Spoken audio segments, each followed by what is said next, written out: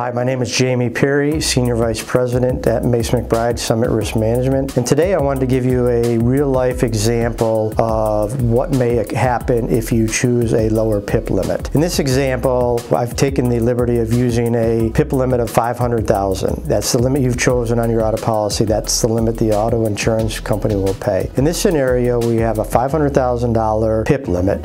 You have a serious auto accident and incur medical expenses in excess of $620,000. So in this case, your auto will pay the first $500,000. Then there's a $120,000 worth of medical expenses that we need to find payment from somewhere else. Assuming your medical insurance coordinates with your auto, which is one of the criteria for the medical insurance to kick in, at that point they would start paying the $120,000. Here's where we run into the tricky spot. What are your co-pays, potential deductibles, policy limitations? As we've said, each individual has a different scenario. These numbers need to be input by yourself and then come up with what your potential out-of-pocket expenses would be if you have a serious auto accident. Again, the limits we chose by the auto policy will be eroded at some point, and then your medical insurance will have to kick in after that.